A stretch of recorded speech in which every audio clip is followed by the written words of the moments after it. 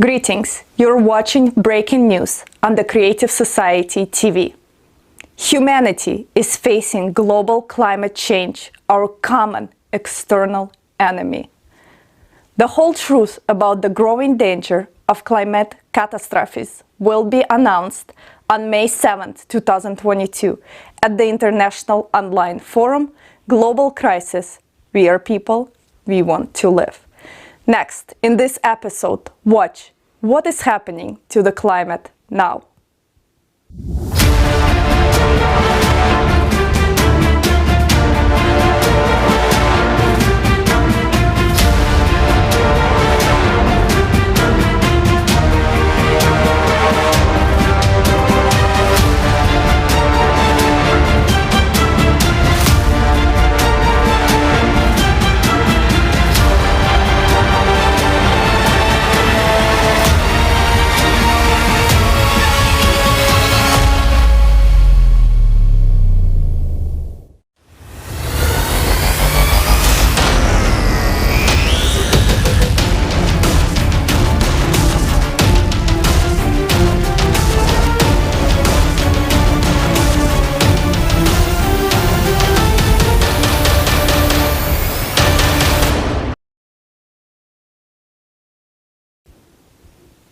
On February 23, 2022, Cyclone Emnati struck the southeastern part of Madagascar.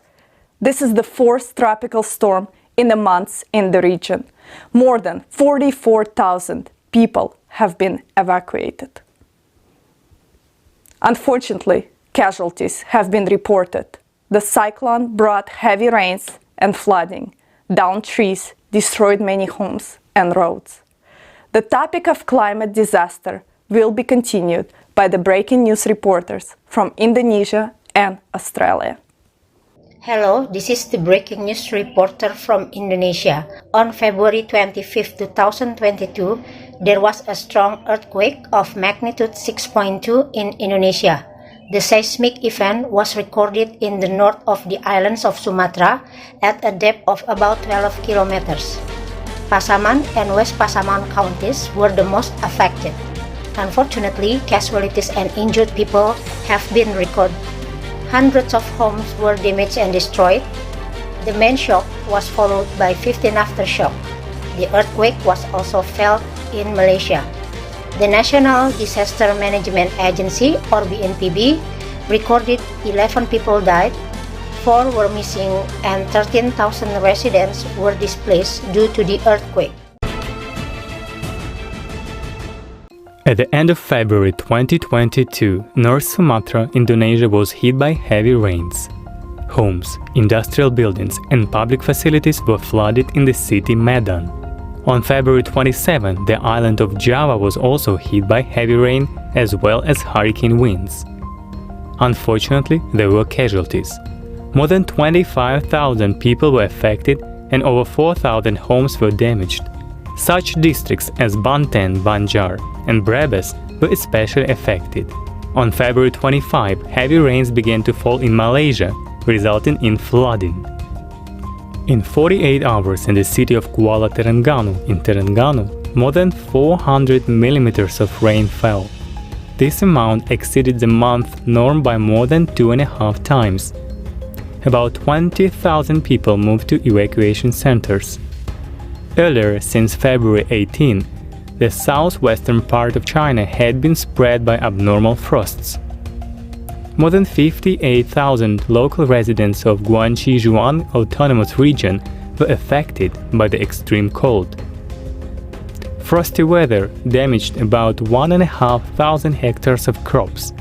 Due to numerous power line failures, thousands of homes were left without electricity.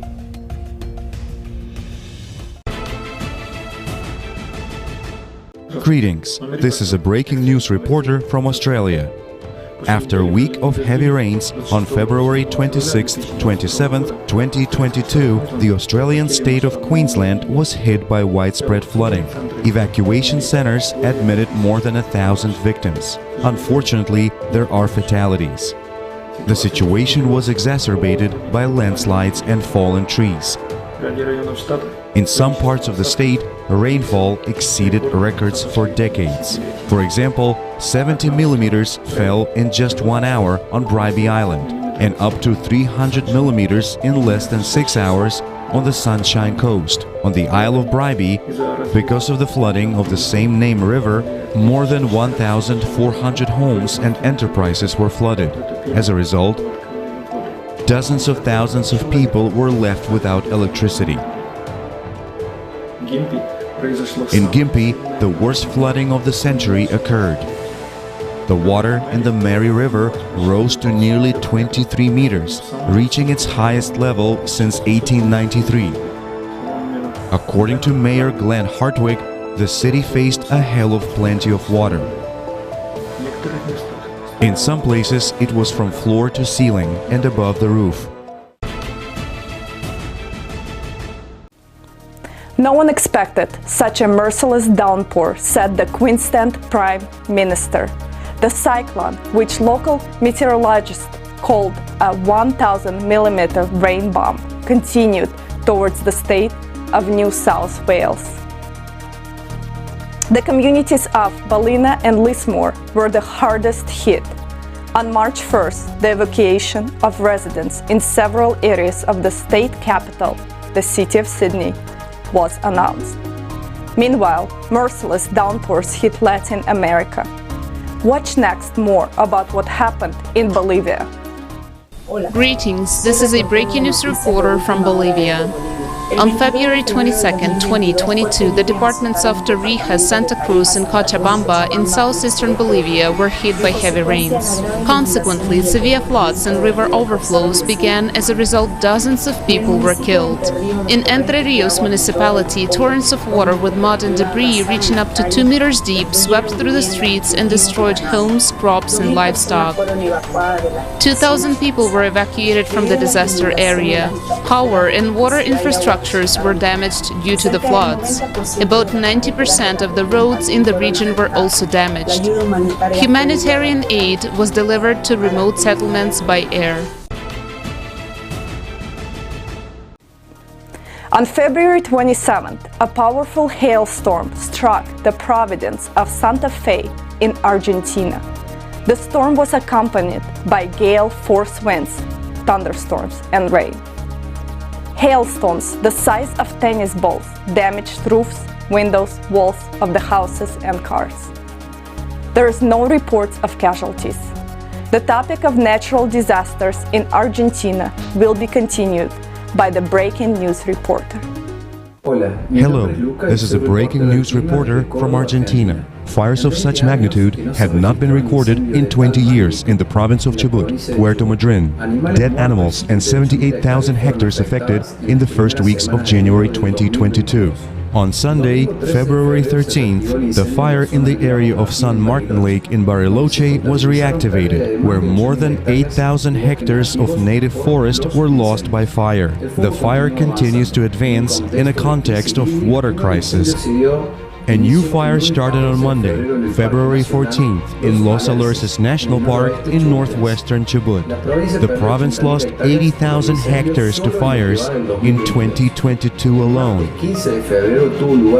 On Tuesday, February 15th, a new fire broke out near Esquel, which affected more than 80 hectares and is uncontrollable due to wind and extreme drought. The Secretary of Forestry of Chubut informed that so far this year there have been 35 fire incidents in the jurisdiction of the Provincial Fire Management Service. In the province of Corrientes, the fire has devastated more than 550,000 hectares of countryside during the last few days. It is already estimated that at the moment it is 50 times the size of the city of Paris. And the fires continue to advance, burning 20,000 hectares per day. The situation is complicated, given the high temperatures, low humidity and drought that has been going on for several months. 12 airplanes, 3 helicopters, hydrant trucks, police and firefighters are working day and night. Thus, said the chief executive of Corrientes, we are in a chaotic moment that still cannot be controlled. From From January to date, there have been 7,000 fire outbreaks, devastating native forests, cultivated forests, and marshes. We really need extraordinary help to be able to get up from this hill, because this is something that has never happened to us before, lamented the head of Civil Defense Operations of Corrientes, Orlando Bertoni. He assured that the fires do not cease, and that the brigadiers are beginning to suffer fatigue and exhaustion due to the hard days of work. In 22 years as chief, I have not seen so many fires and such a prolonged drought.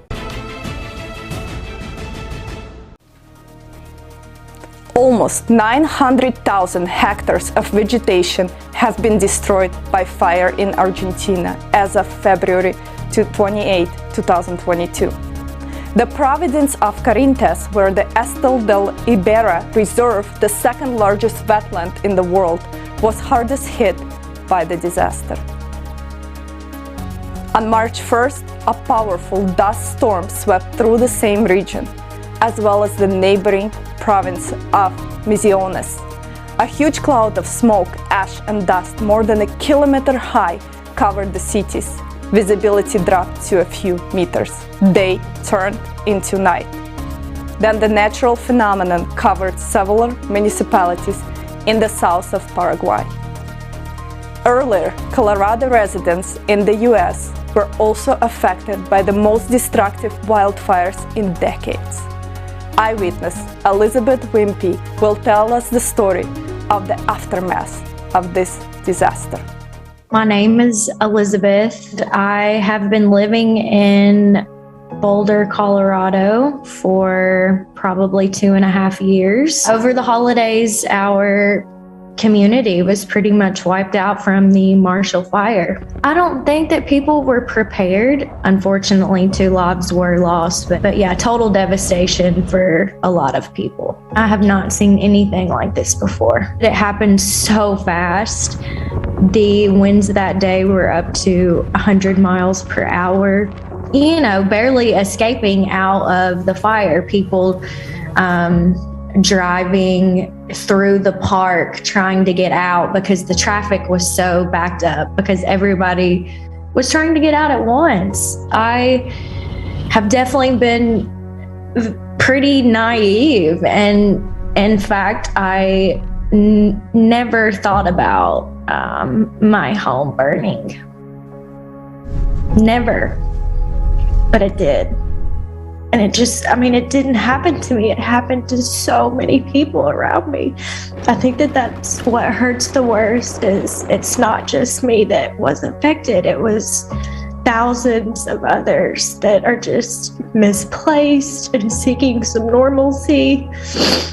And we will get there for sure. As far as Colorado goes, it's incredible people from all around the world that I think are pitching in for us. They have local restaurants all around the community that families can come in and either pick up food to go to take home to their families, or if they want a night, to dine in, that they can have that as well, for free. And that might sound like it's not really a lot, but I think for a lot of us, it's a lot to not have to worry about what we're going to do for dinner or lunch. They had a disaster center set up for several weeks that offered several different resources. I can't speak for my whole community, but for someone who hasn't grown up in the community, I have felt very loved and supported through this whole journey. So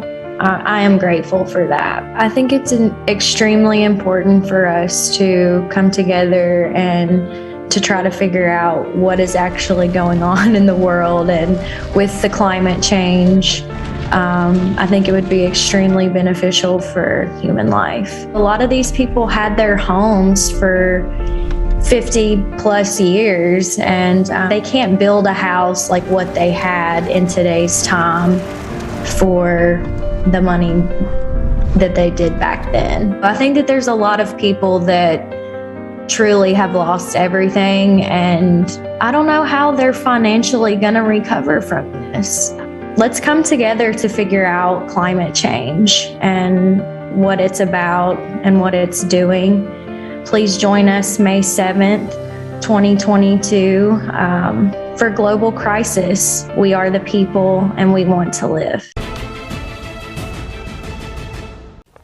During a time of climate crisis, the consumer format of society makes life even harder for people whose homes are in trouble. An eyewitness from Kentucky, USA will tell us about the harsh reality after a series of tornadoes in December 2021.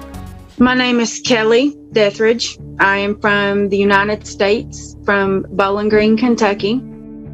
And on December the 11th, I was in a national disaster, a tornado. That their storms were coming, but they weren't sure the severity of it. So I literally kept looking outside. My kids were terrified. They were screaming. They were scared.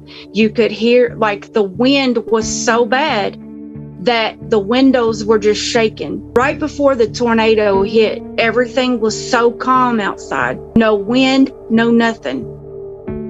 That's when the sky was bright on one side, but it was dark on the other. And then all of a sudden, you could hear from a far distance what sounded like a train. The time that we were watching the news station, the news anchor said, if you're in Hadley, Kentucky, take cover now.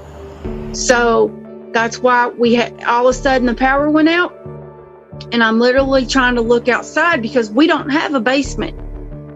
So we had nowhere to go. You can see in the sky this dark funnel cloud. And I'm screaming at my kids, get down, get down, get down.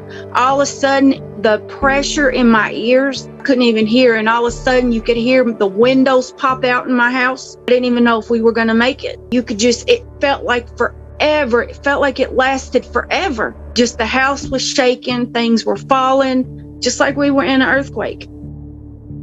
And after the first round was over, we thought everything was done. So I go and I look outside, and you could just see the disaster from outside. Well, all of a sudden, it picks up again. You could see things just going around up in the air. So then the house starts shaking again. I have never experienced anything like this in my life. I have almost $30,000 in damage to my house.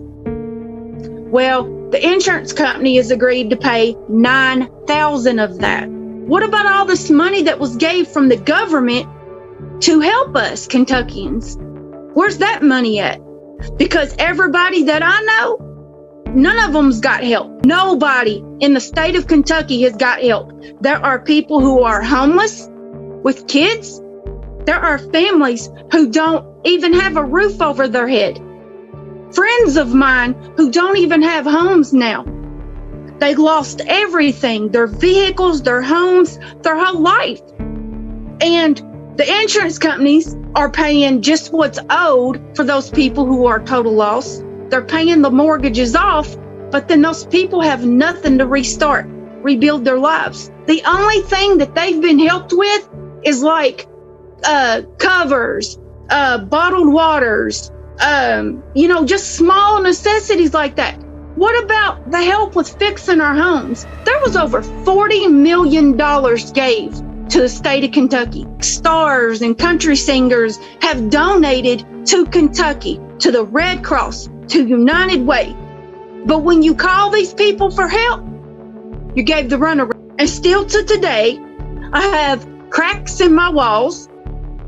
I have my kids' room where every time that it rains, water's coming in down the drywall through the window. The governor and Jill Biden was here in Warren County. They came to survey the damages, the first lady. So I proceed to go over to that area. I need to talk to Andy Beshear, which is our governor. And I was threatened that if I did not leave and go back home, that I would be arrested. They're only going to help the people who they're going to be able to pick and choose a few different ones who they can get the photo ops with. Those are the people who get the help. And the only reason they get that help is so that they can put them on the news. They're not going to help everybody. There's like 5% of people out of 100% that have received any kind of help since the tornado. The other 95% of us don't know what we're going to do. I am a taxpayer, a law-abiding citizen, never been in trouble, pay my taxes faithfully, and I can't get any help. And it really hurts my heart as a Kentuckian that we are being done this way. It's really tough because I have kids. I have a child who has severe health issues. And I already, had those medical bills for my child. And to have to add on top of it all these expenses that now I have to do in order to fix my home, getting no help. And the government is just such a lie. The first week after this happened, I was with a search party looking for Nissa. She was a little girl that was friends with my daughter. I knew her family, and her whole family was killed in the tornado. All 7 of them. The kids, the grandmother, the mother, the father, they were all killed. And after the tornado, they found everybody but her. So for several days after this tornado happened, me and my kids went to search for her. We started at where she lived at, and we walked and moved things and moved debris.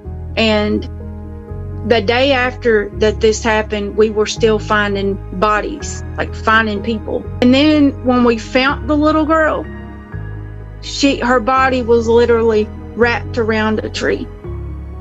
And I'm like, it was one of the hardest things that a person would ever have to go through, is to literally, you're out searching for someone and you're begging, God, please let me find this person alive. But then you find them and they're wrapped around a tree. I remember New Year's Eve watching the news and them saying, another tornado's coming. And my kids were just terrified. They're like, no, mama, we don't want to go through this again, mama. No, mama, no, mama. And underneath my house, I don't have a basement, but I have a crawl space that is just really, really small. So when it came through on January the 1st, we were literally crawled underneath the house in a crawl space. It was very scary. And like I said, I'm 40 some years old, and never in my life have I ever experienced. My kids are like, Mama, our home is broken. How are we going to fix it? And as a mother, you have to look at your child and say, you don't worry about that. Mommy's got it. But I sit back and I say, okay, I don't know what I'm going to do. I don't know what to do. I know one family in particular, everything they have is gone, and they are having to sleep on couches and are homeless because they can't. Where they were getting a hotel room, they were providing that for the first 30 days.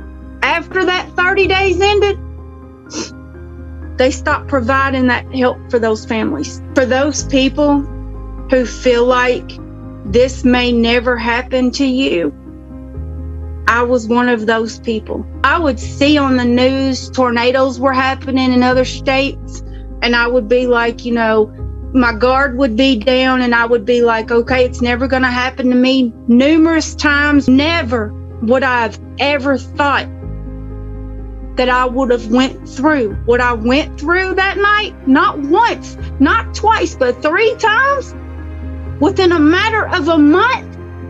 You always turn on the news, the world news or the local news, and you see how there's all this help for us, all these millions of dollars, but we don't see it.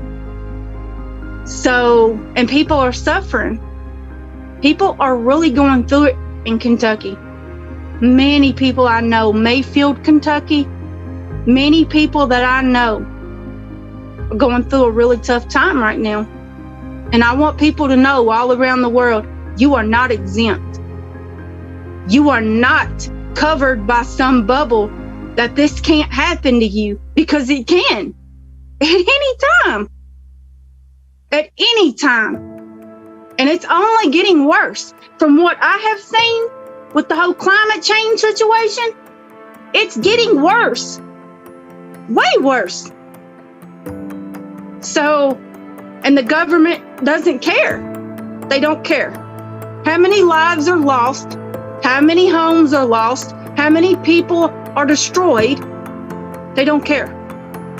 And that is my own personal opinion based on what I have went through here over the last month. It shows how much the government cares about us as United States American citizens. So, and that's how I feel. As us people, we need to come together. And if we can't come together and stop with all of the diversity and the hate and focusing on the wrong things, then we can't never make change. Change happens when more than one person sticks together. That's how change happens. To me, we should all want better for the generations to come. But it starts with us. It starts with us. And too many people right now are so worried about the me syndrome of being selfish and feeling entitled. It's very sad. I've never in my life seen so much division. I see more division in this world right now than I see love and unity. And until we get that love and that unity together, we can't get nothing done. If you have witnessed a climate anomaly, send your video footage to climate@creativesociety.com. The sequences of the synchronized natural disasters were felt by the Europeans at the end of February 2022. Powerful storms struck several countries, one after another. Watch next for more details. On February 18th, 19th, 2022, Storm Eunice hit Europe. Strong winds tore down street structures on cars and felled trees. Unfortunately, there were casualties. Many people were injured in accidents triggered by the storm. Millions of households and enterprises were left without electricity. Road, rail, ferry, and air service were disrupted. In some parts of Wales and England, including London, the highest red level of danger was declared. On the Isle of Wight, in the English Channel, the strongest wind gust in the history of Great Britain was registered. It was 196 kilometers per hour. Roads and houses were flooded in the coastal areas of the country because of the huge waves. In the Netherlands, the bad weather damaged infrastructure in Amsterdam and The Hague. Because of severe damage of a number of residential buildings, it was necessary to evacuate people. In Germany, coastal flooding, fallen trees, flying debris, and damaged houses were also reported. In the Russian Federation, Kaliningrad was hit by Eunice. The storm fell over 80 trees on sidewalks and roadways. Quays and dozens of streets in the city were flooded.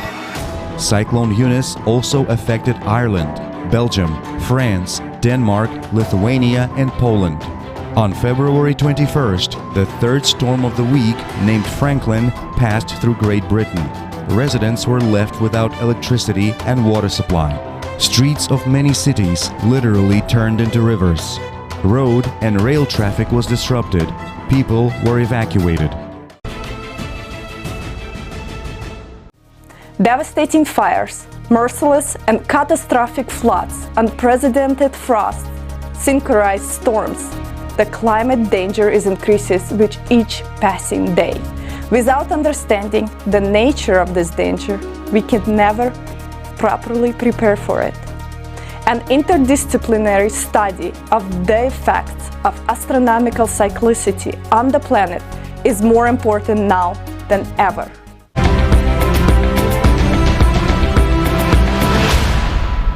The solid ground beneath our feet is beginning to crumble, even where we hoped we could be safe.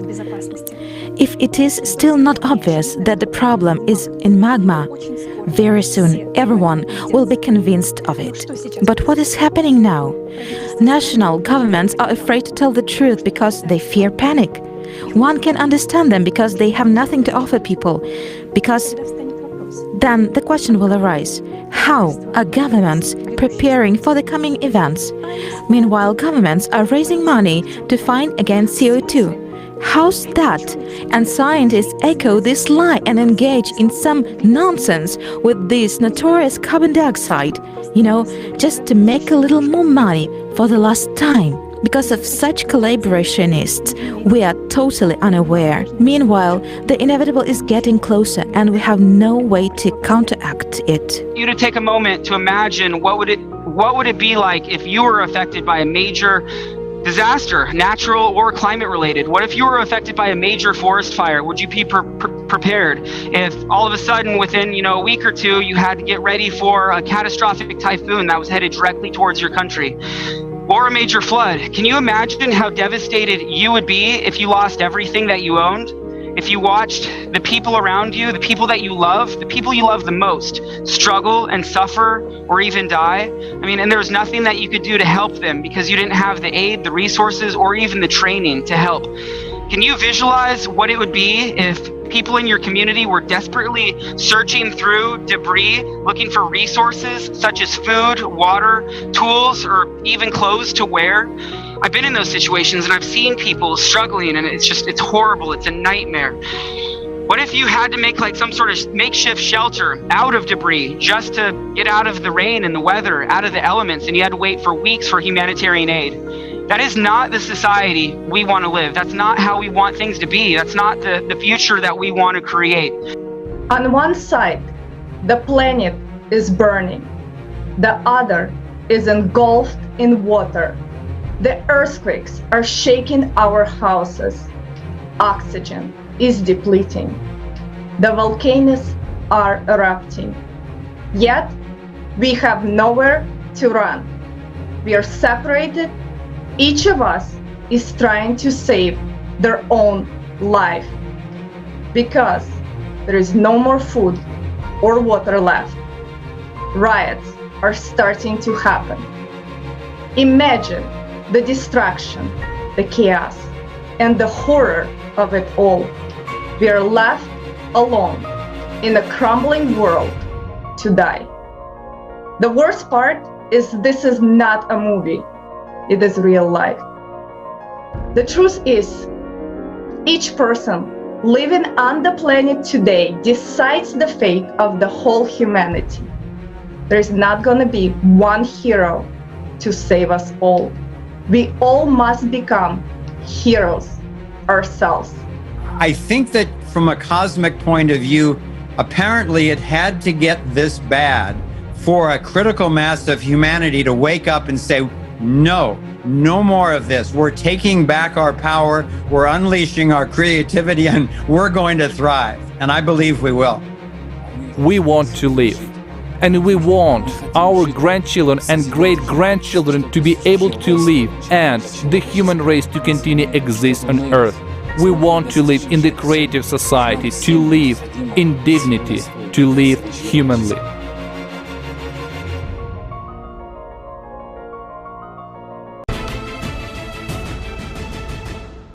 In the creative society, the main reference point in all spheres of life is the human being. Therefore, the development of science, technology, and industries is aimed at the safe and comfortable life of each person, as well as the development of all society.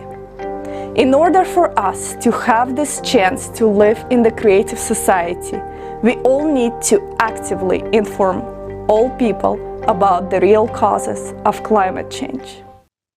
Therefore, one shouldn't be indifferent to one's neighbors either. Certainly. One cannot be in the position, my house is at the edge, as they also say. Oh no, again, my house is at the edge. It's none of my business. Just look at how consciousness alters everything, how the system twists everything. What did my house is at the edge mean in the past? In the past, settlements were built by the roads.